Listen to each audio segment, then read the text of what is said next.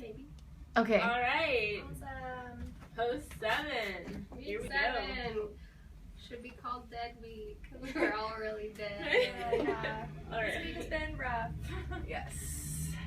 To say the least. Okay. So, okay, why don't we start? So, my first question is, how does our social interactions influence the development of language? So, this, I guess maybe I shouldn't answer my own question, but I feel like Vygotsky really delved into how our social interactions really influence how we learn things and how children develop, and that's really important. Really important because pretty much the first few years of a child's life is basically through interactions with their parents and through their peers at school. So they really get that basis or lack thereof in those first few years. And actually, remember in SPED we were watching that video on children who didn't get, I guess, the social, personal, family, social, interaction they need with their parents, sort of the, what do you call it? I don't know, words. Oh, well, pretty much they have trouble controlling their emotions because they didn't get the communication or the input they needed from their peers or their parents, and that really influenced how they deal with things in their life every day. Mm-hmm. Was it a video of the girl from the 70s? The Wild Child, I think is what they named her. No, it was a video. Okay. So she started out with, I don't know if I've told you guys this, but it's like, I don't know if you guys know this, but when kids are growing up, there's neurons that the kids use, they get stronger, and the neurons that they don't use, they die off. Mm-hmm. And so, but when they are neglected and they don't see that, constant face, like giving emotion back, those neurons die. So their brains are different a little bit than as they're growing up. And so it was a statistic that when their kids that are neglected grow up, they act half their age. So a 10-year-old would look, 10-year-old body, it's like a 5-year-old stuck in a 10-year-old body. Okay. So it's just, they don't have the social interactions available to them because they didn't have that growing up. Right. And so it was just a whole video of all these children who are at a 3-week camp. I forget who the woman's name is, but she was just like awesome with these kids, and it was a 3-week, and it was just the whole make eye contact with your when you're talking, like don't go into automatic flight or fight. It's just just working out behavioral problems and stuff like that. That's fascinating. And that's in special education. Yeah. It was really interesting because she said like this one 10-year-old wants to get in bed and sleep next to mom and dad, and mom's like he should be sleeping in his own bed, but since he didn't have that nurture when he was young, he needs that right now. Mm-hmm. And he needs that. And this other girl who was like 7, she was just afraid to be touched, and she just, I don't know, she probably just didn't get that touch all the time, and so now once her parents want a hug or something, she just doesn't want it at all. And do you know of the video that I'm talking about, the Wild Child? Yeah, I do know. Do you? Yeah, no, I feel like because that relates a lot to language acquisition. Like, I feel like we talked about this in 432. The girl who, what was her name? Jeannie. She grew up in the room. Yeah, Jeannie. Without any sort of interaction, and she didn't learn how to speak. Mm-hmm. And so it's like if children aren't spoken to when they're younger, that's how they acquire language. Is through social interaction with adults and peers. If that's not there, then they basically lose that ability to learn it later on. Well, and she wasn't even allowed to have a radio, TV, or book, so there was no way for her to learn any sort of language, either by auditory or by figuring out how to read. Like in Matilda, which is not true, but in Matilda, of course, she taught herself to read at a very young age, and because she wanted to be in a world that wasn't her own, so she wanted to create her own world and that kind of a thing, versus this poor girl that was a real girl that had the complete opposite, where no one paid attention to her and she didn't know what to do. And I believe she was also chained into the room, so she wasn't allowed to go strapped anywhere. to the main toilet or something. that social interaction piece with language acquisition is just so vital. And even with like L2 acquisition rather than just L1, it's all about like, you know, if a child is learning his second language, like say in ELL, goes into a classroom, he's learning English by himself and it's being solo taught, like he doesn't have that social interaction versus learning it with multiple other people or even with an instructor or something that could make it that much more meaningful. Yeah, I feel like that really makes me think about, I don't know if it was in the book or an article, but having that communication really helps with that second acquisition. So just learning it won't give people exactly that. That's why they say go to Mexico, go to immerse yourself. Yeah, immerse yourself. So you are exercising that language to learn it better.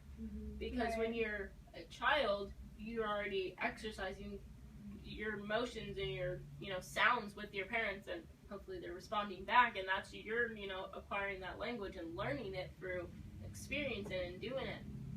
Yeah. So I feel like, well, and then in the Creation or That guy. however you pronounce his name, Mr. K. he talks a lot about the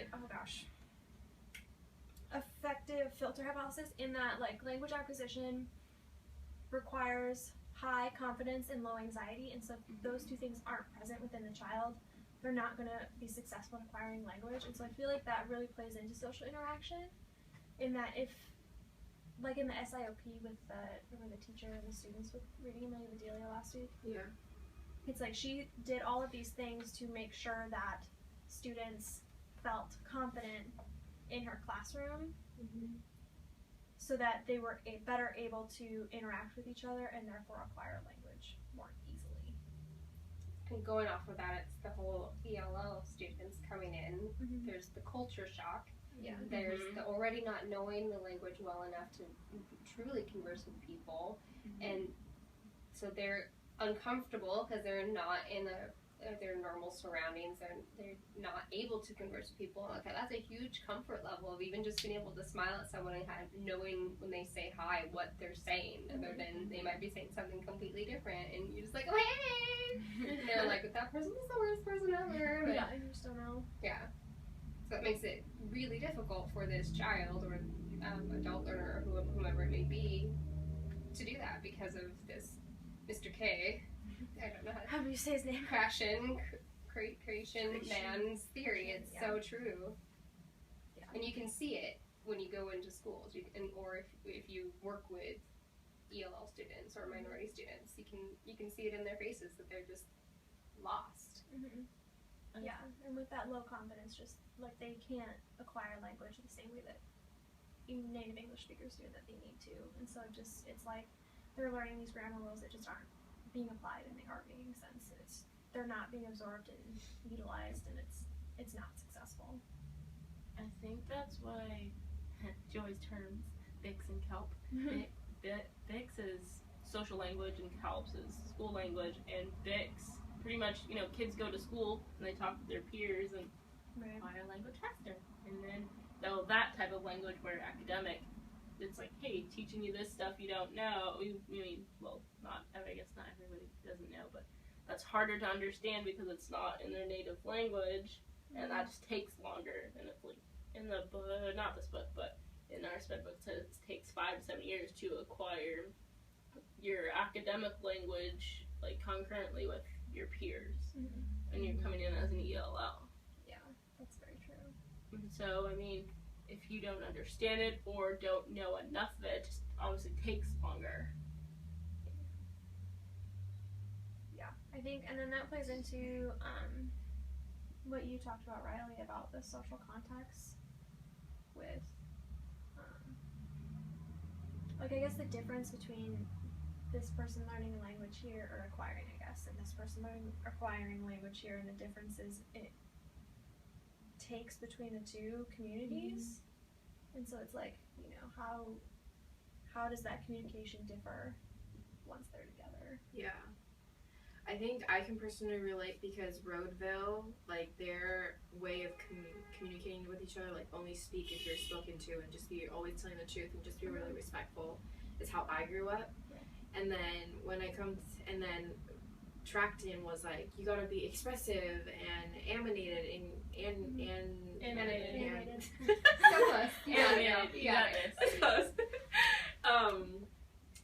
It's just, I feel like a lot of, I mean, there's of course people from the United States who are soft-spoken and stuff, but my boss especially, she has like a type A personality, and she and I just don't get it, because for me, I only speak when spoken to, and when I go into the office and she doesn't say hi to me first, I'm just like put in this awkward position, like, do I say hi first, or do I, it's just, I can completely understand, and just that social difference in how we were raised does create complications, and I feel like I can see it more because I can relate it, but it didn't even occur to me that was something to look out for until I read about Rodeville and Tracton, which I thought was super interesting.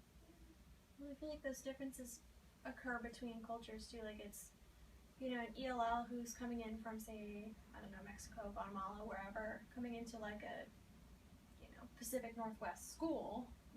Obviously the cultures and the different communication styles are very distinct. And so it's, how do you, as an educator, bridge the gap between those two different communication styles and make sure that they're not only understanding but respected. That kind of makes me think of, this reading where it talked about the Hmong people who, I guess some are from Laos and some are from Cambodia, but how they come in and a lot of ELLs are put into low socioeconomic status because they're, people of color from other backgrounds. And it's what they can afford when they get here. That's true. And so they're just set in such a low socioeconomic status that a lot of people are like, oh, all ELLs are the same, but ELLs are so different based on culture, and so being put so low, that puts them at a disadvantage, like, in the cultural setting, and that puts them with other ELLs who don't speak English as well, so they don't have that constant social interaction with people who speak English either. And that makes, what I was saying. And it also relates back to when we were reading about ELLs, those case studies we read from a few weeks ago. I think it was 3 weeks ago. Oh, the beginning ones? Yeah. Okay. They were talking about that too, about socioeconomic status and being placed in lower income places and how that affects ELL learners because of their cultural background and their social and like where they come from at home, and so. Yeah. That's very true. Going back to your question about how teachers can like be on the lookout of that, I think it was just astonishing to me because I always see it as different cultures, but these were neighboring communities. So they were like right near each other. They were right near each other, and then when they came to school, they had difficulties communicating with each other because of a difference in language. I can't even imagine how much the difference would affect if it was a difference in culture also. And so I just think that as educators we should, going back to the community assets, just project like going and walking the neighborhood, interviewing people, and just getting a gist of each community so that we can, look out for those differences in our classrooms so that we can make each student feel comfortable in communicating with each other and also the teacher, because our way of language is going to be different from our students' also. So that's like really important to remember. Yeah, I think. Oh, absolutely. I think that's going back to what we've talked about a lot, not just the cultural day, which I'm totally not for, but on your first day of school, or if they come in halfway through the school on their first day, to establish a classroom list of rules and or not even necessarily rules, but just here's how we run this classroom, that if you have a question, ask it. You won't be judged. You won't get laughed at, or whatever it may be. Like, there is no dumb question, only dumb answers, or whatever. Like, not even, I hate when things in the negative. I like keeping things in the positive, but keeping it to where it's a positive atmosphere to begin with, so that those children that might be a little bit more timid or more shy, whether they're ELLs or not, can feel like they are still being acknowledged. Yeah, I think that plays into, again, just the Crashin. I'm gonna call him Crashin. Okay. Which is funny because that was a nickname of mine for a while. Yeah. It So I'm like, sounds what? funny, but that could be on Yeah, something else. yeah. I don't know. Like, once that community is established, you know, the confidence of those ELLs can increase. Mm-hmm. You know, therefore improving their language acquisition, their language learning, thus improving like everything else in the classroom. You know, how they And everything do, else, hopefully, in their life. like how they interact with each other, and I feel like it kind of all goes back to how we treat and acknowledge their, I guess, differences, and like help them out and make them a positive rather than a negative. Mm-hmm. Definitely. Do we want to talk about sign language? Sure. Yes. I thought it was really interesting. So I really like sign language. I took it a couple quarters ago. I took it when I was at Whatcom, and I was like, woohoo, I'm gonna learn sign language. This will be so fun. First day we get there, our teacher is deaf. Talk about immersing yourself in a culture. Holy cow. I was like, does anybody understand what she's saying? That's pretty cool. But like as a culture, in the deaf culture, it is considered rude to talk in front of them if you are not also signing. So the first day she was lenient and giving us the rules, and she wrote out a lot of stuff versus signing it, but she would sign it and then write it and then sign it again. So it was a whole three-way connection. Oh my gosh, right? And she was great, and she was really funny. And so once we kind of really started to, if we couldn't do it, I felt like I couldn't quite converse it, but I could understand it a lot quicker than I could converse it. So she would be telling jokes, and I thought it was hilarious. Like, oh, I get that. Oh, I understand what you're saying to me right now, which was really fun. But I'd always be like, wait, again, but slower. Please, thanks. Because she just went really, really fast when she'd get excited, like I do when I'm talking in general. So I was like, okay, so that's just your version of it, where your hands are just going 1,000 seconds like per second. I can't even follow them. They did have an interpreter in there who was, she became deaf from working through the military. A couple bombs went off near her, and so she lost her hearing. So she read lips a lot. So she was born hearing and then became a part of the deaf community. And what's nice about the deaf community, of what I have found through watching them and whatnot, is that it's different than like an ELL trying to learn English, where they're always an ELL. They're always like, this is your second language.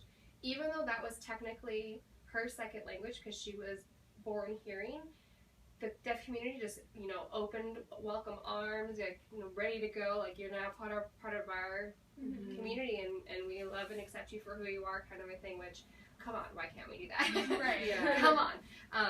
But which I was just like, that is so refreshing to see that. And even within the different versions of sign language, they can still somewhat communicate, because there are still, most of them are based off of the French sign language to an extent, and then each one has a little bit of different colloquialisms per se.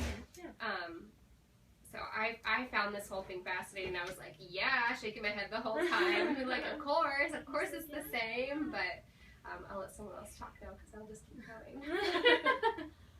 No, I think for me the coolest thing about sign language is that it, like, okay, so for those children who acquire it at birth, who are born deaf, obviously, it is acquired the same way that spoken language is.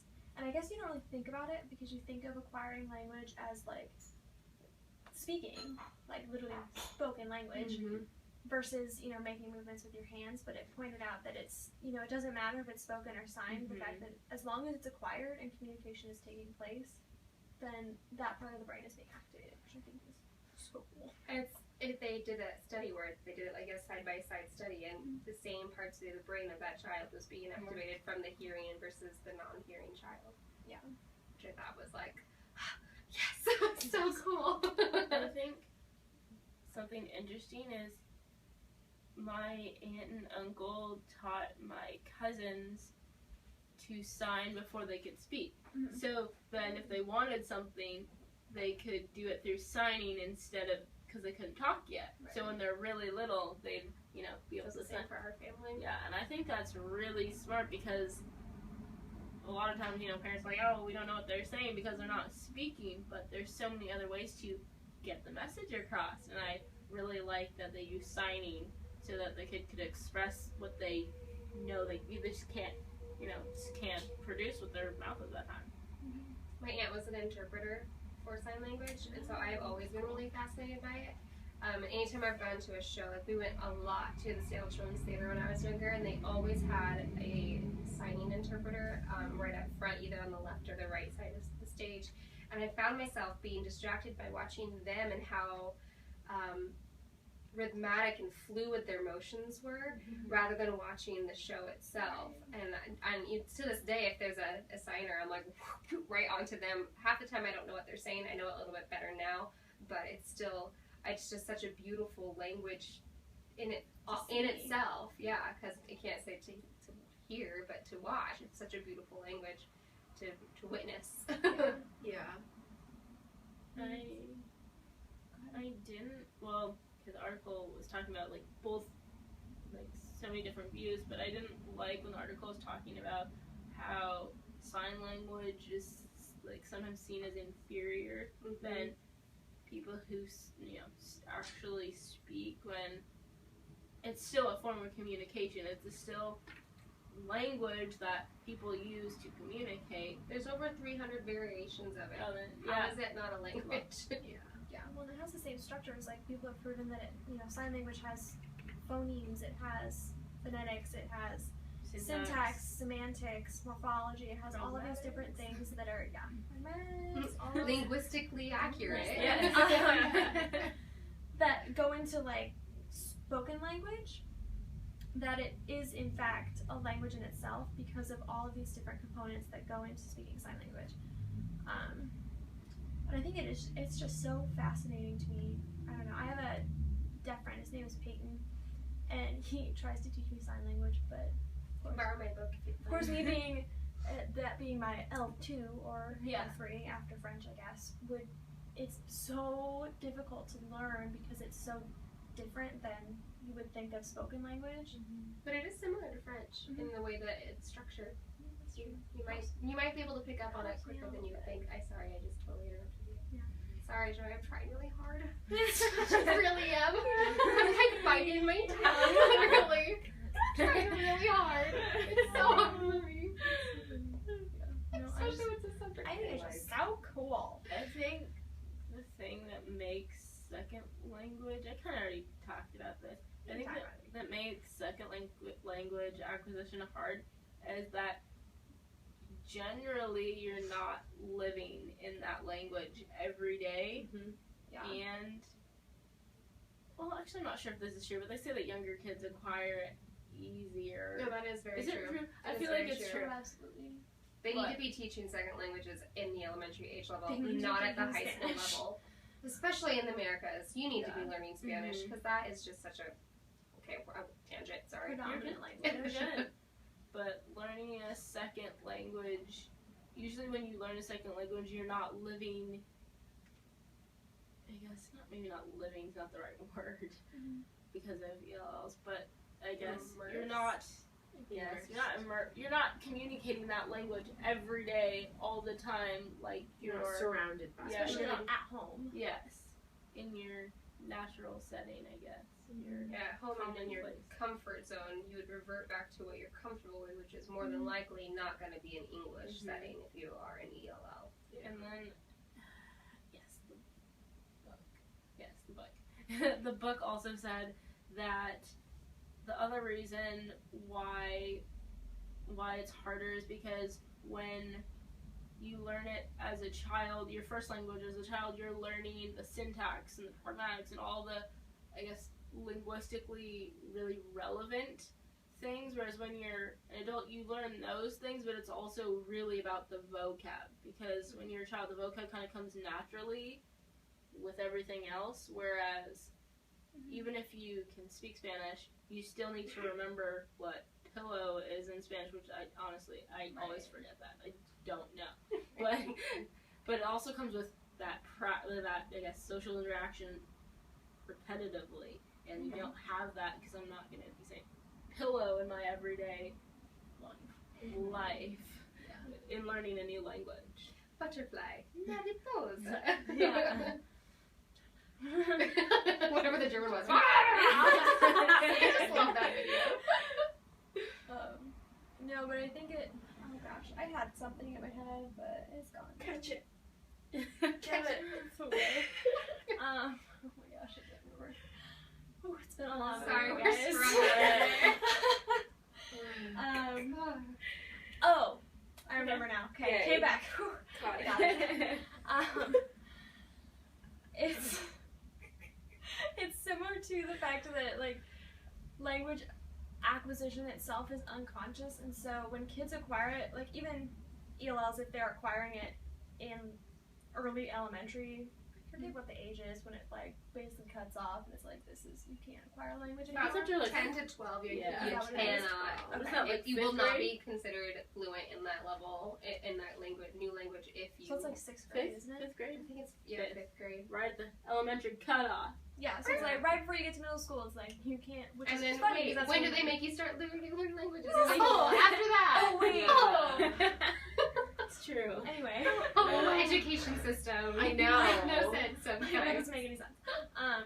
But it's like up until that point, like you can't acquire a language, and so those kids who are learning it in those earlier grade levels are, they still have the ability to become fluent in, say, English and Spanish or something like that. But it's like when you get to high school and you're trying to acquire this, or I guess learn at this point, a new language, it's so much harder because you know your first one so well that you're constantly having to monitor the second one.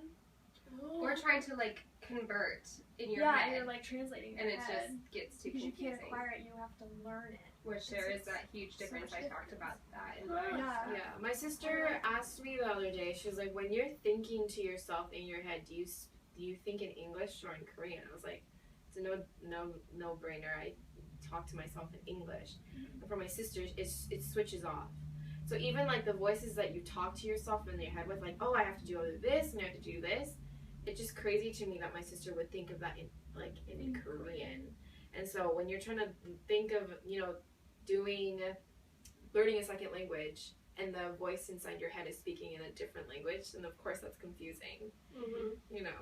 So when you hear that, sorry, You're good. you hear that a lot when you're speaking with someone from another country, because they'll be talking in perfectly fine or like slightly broken, and they go how you say for whatever it is, that word that they're trying to find, but they just can't figure out what the translation is. Yeah. You find that a lot. I mean, I found it a lot, at least when I was in Costa Rica and in Spain,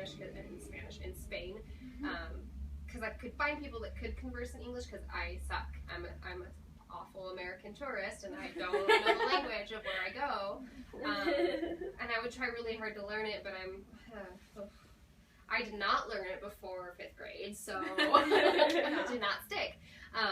But they would always be like, I'd say como se dice, and I'd point to something, versus they would say, and how you say, and I just thought it was really fun that even though we both had the same struggles, just swapped kind of for the language, which I thought was like, see, it's the same thing if we were to be transplanted over there. It makes me think, like, when I was strongest in learning French, it pains me to know that it's atrophied so much, because I learned it for 5 years, but I used to dream in French. Ooh. Instead of in English, which was really cool, and then I'd wake up and be like, yeah, and then now it's gone. I'm like, okay. That's still really cool. What age did you start learning French, though? 8th grade. And you studied it for 5 years? Yeah, 8th, 9th, consecutively? 10th, 11th, 12th. Nice.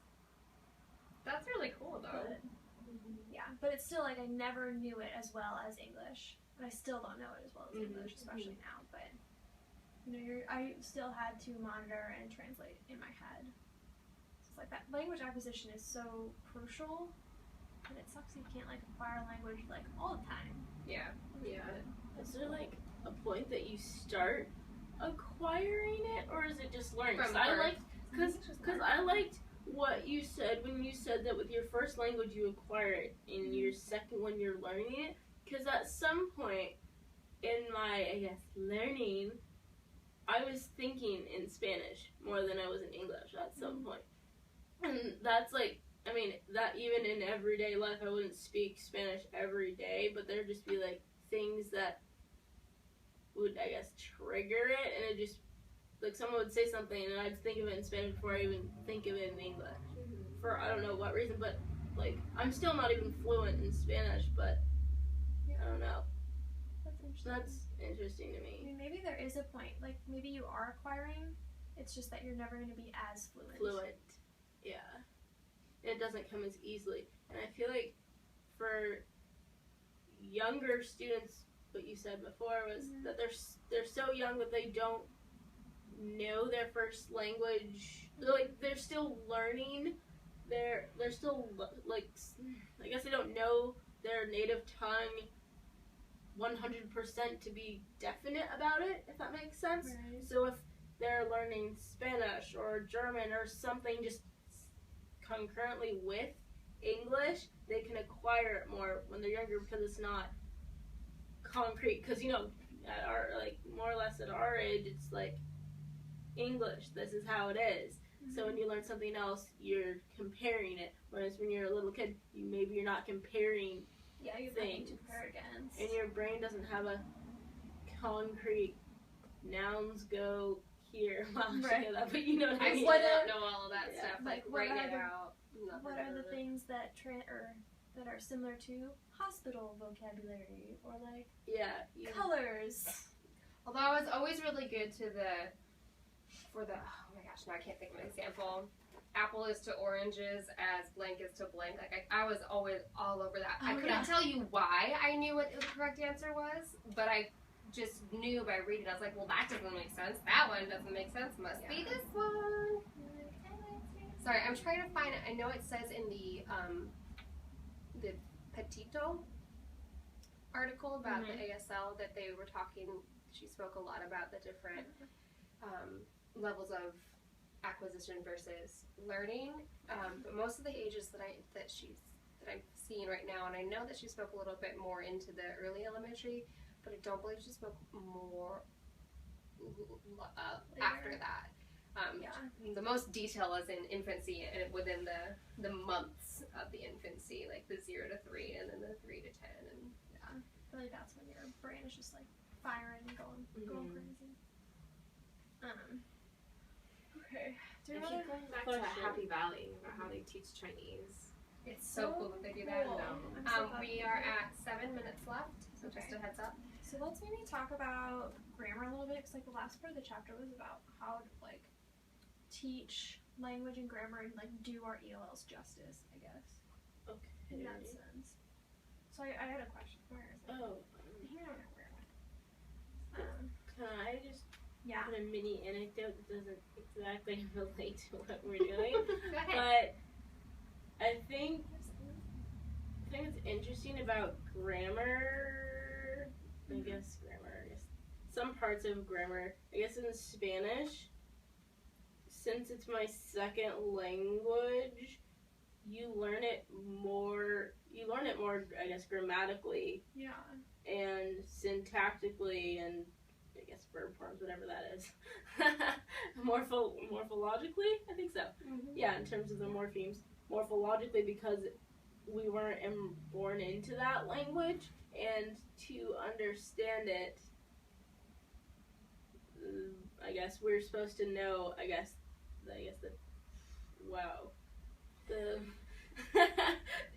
each and every little part that makes Spanish the way it is. Whereas English,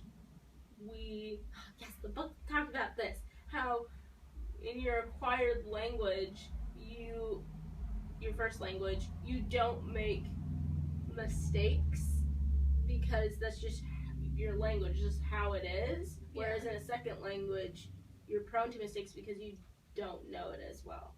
Right. And so, like, we never make the mistake of saying, like, I guess some people do was were, but there's just some things that, like, you'd never say that, okay, wow, English, that, take your time. Well, okay, we don't put ness on words that probably shouldn't, I guess, like, I don't know, like, you wouldn't never say tableness or something like that. You would say happiness, but you wouldn't say, or sadness, but you wouldn't say, I don't know, enjoyness. Exactly. Yeah. There's just rules like that. Wow. Yeah, there's rules like that we just don't do, even though it seems like a logical thing you could do. So even like off of what you're saying, there's a lot of even within the sign language article that we read, getting a joke. Something as simple as getting a joke that you won't understand because either you're not from that culture or just the sarcasm. English is dripping in sarcasm, and I will admit that I am one of those that just speaks in sarcasm on a daily basis. Yeah. So I know that I'm going to put that in check as an instructor, particularly for my ELLs, because I know that they're just not going to get it. It's similar to like the Amelia Bedelia books where it says she needed to dress the chicken and draw the curtains. Well, she literally did all these things. She did everything that was on that list for her to do. She just did them incorrectly because she did what she thought was correct and literally put clothing on the chicken and then drew out curtains. Which I love those books because they're grammatically funny, but it's that sort of a thing. The reason why we're laughing is because for ELL 432 midterm, there was a cartoon on there, and it was like a dog and a cat eating salsa, and then the dog. I read that. The dog is like, "Oh, is it hot?" And then it's like, "No, it's a medium," because I didn't know because the salsa was talking, and the medium is like another word for someone that can talk to dead people. I did not know medium. I did not know medium meant that at all, and I was so confused when I was trying to do it by myself. I was like, I feel so dumb, and it just clicked to me on why I never got newspaper like jokes, like the cartoons. Like, oh, it's cartoons, I'll read them. And they never made sense to me as a kid. Like, never. Like, what does this mean? Yeah, I don't understand this. Yeah, no, it just makes you feel really dumb sometimes. Yeah, I think it's those nuances of grammar that, like even especially, like, I know it's tempting as teachers to, like, put up funny comic strips, like, at the beginning of a PowerPoint if you're, like, teaching a lesson on something that are grammatically funny, but then you have to think, oh wait, what if is everyone gonna get this? Yeah. Unless that's part of your lesson, and then make it so that no one understands it, and then be like, all right, tell me why this is funny, and just stand back and see if anyone actually does, and then you can explain it in grammatical terms. That could be that's a good little lesson I just came up with. That's too bad I'm going for kindergarten. So they don't care.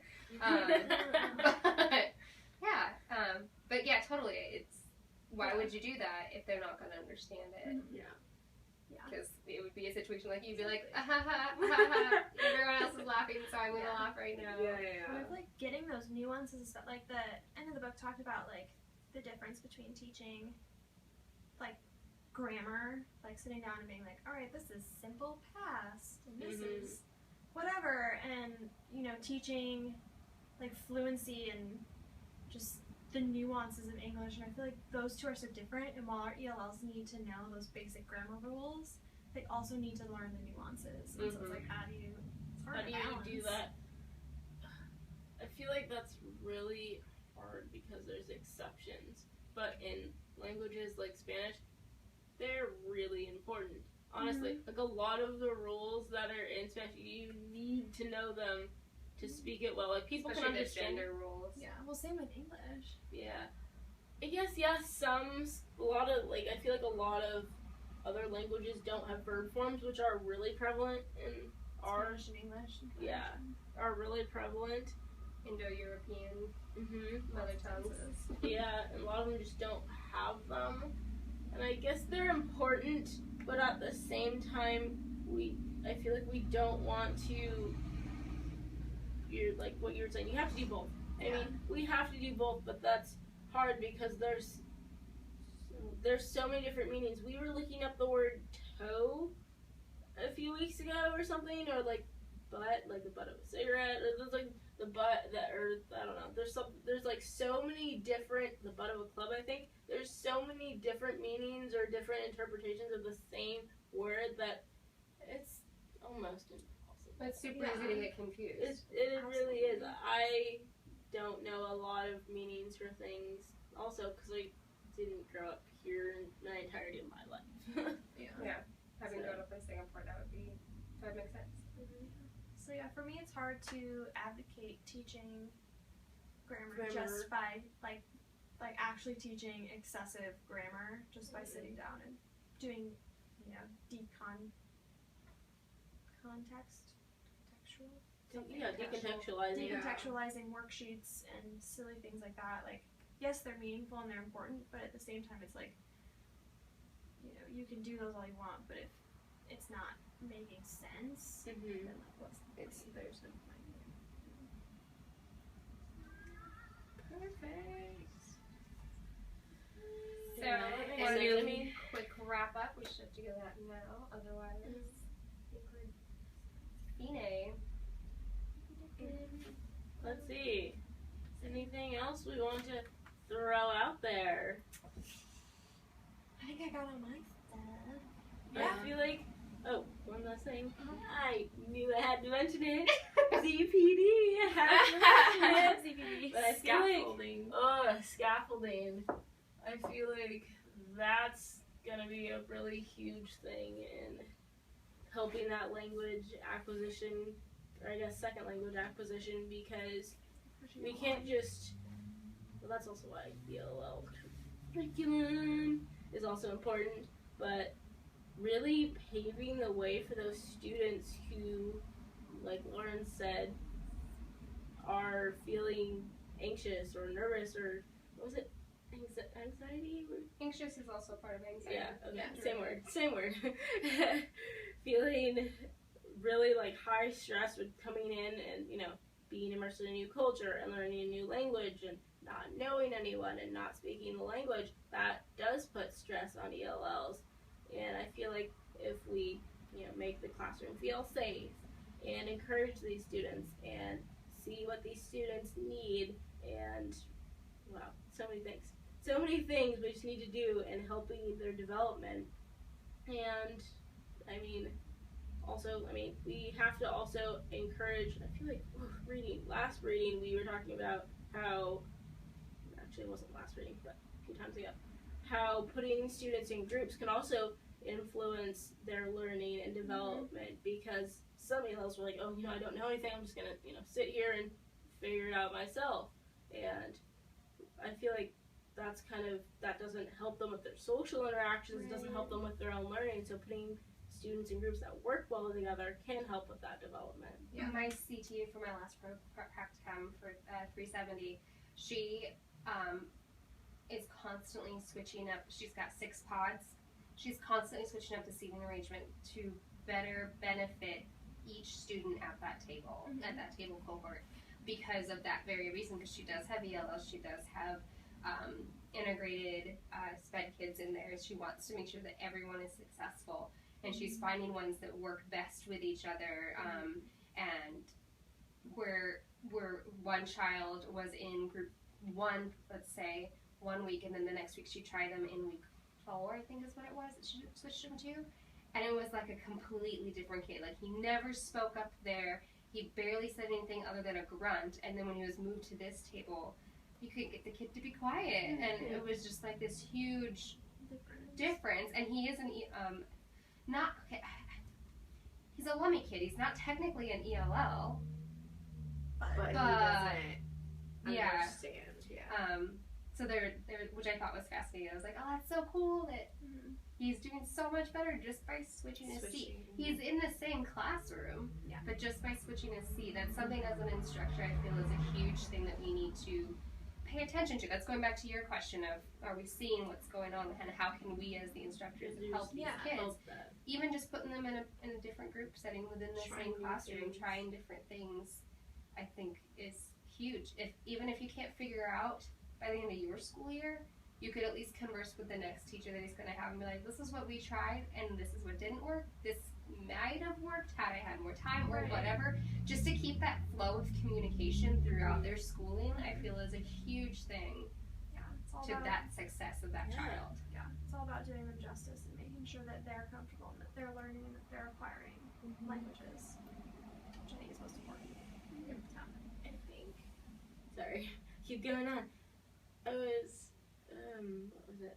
I think something that makes language acquisition, I guess, easier to acquire is that you need it for communication. So, like, me learning Spanish, okay, I wouldn't say right in this particular moment, I need it. Right. So I'm not going to acquire it as quickly as if I needed it to get around, to get food, to get things. Like so when I was stuck in Spain because I couldn't speak it. Yeah. So, like, when you're a kid, you know, in order for your parents to understand what you need and what you know, and your development, you need to be able to talk, to tell them things and to tell them what you want and what you need. And I feel like that's sort of similar to ELLs. When they come in the social setting, they need it to survive in the classroom. Mm-hmm. And so they learn it faster than academic language. Whereas, like, you know, me learning Spanish, it's just not going to come unless I really exercise that, which is why our social interactions are so important. So crucial. Yeah, I didn't even realize that. It's like what we need to live to get It's by. literally the reason why humans develop the ability to speak. It's because social ability and community. So, yeah. I think that's a good place to stop. Yeah. It's kind of important. So that was plus 7. Plus 7. And we'll see you next week. See you next week. See you on Monday, Lauren, Jory. Rory, and Alicia. Oh yeah, we'll see you on Monday.